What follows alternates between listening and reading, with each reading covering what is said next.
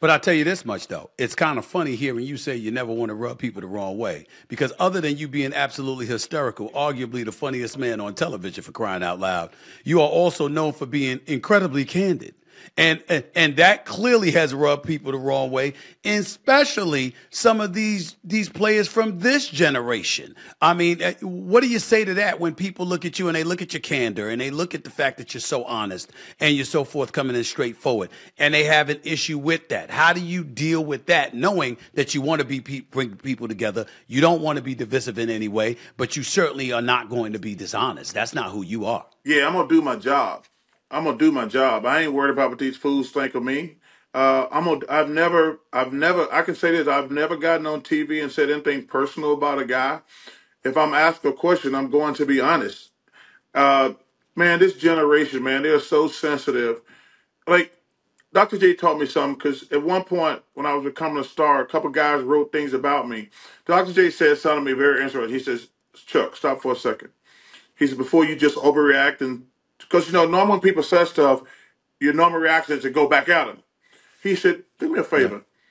When people start writing bad stuff about you or saying stuff about you, the first question you have to ask yourself is it a fair criticism?" I said, "What?" He says, "Hey, we all got criticized. I got criticized, and I'm Dr. J."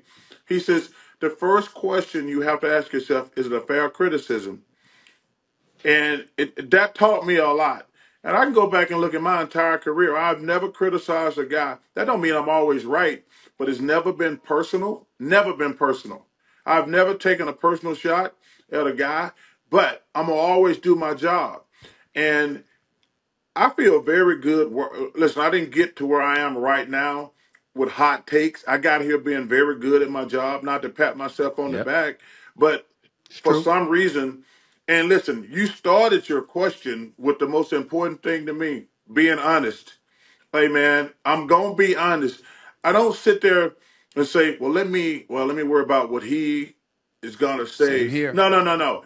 I'm talking to the people at home. I'm not worried about what the jock and his damn mama, daddy, and his agent and friends have to say. I'm gonna do my job. Period. Have you been concerned, or was there ever a time where you were hurt because you felt like somebody took personal shots at you because you were just doing your job as a commentator? Sure, that's been a couple times because they made it personal. They didn't say they. LeBron James was one of Yeah, them. but and like I say, I was like, yo, I'm not gonna come back at you. What I said with you was just about you as a basketball player. It had nothing to do with you as a person. And he took some personal shots at me, which is that's fine because I have did some stupid shit in my life. That's part of your resume. Everything goes on your resume, Stephen A. Right.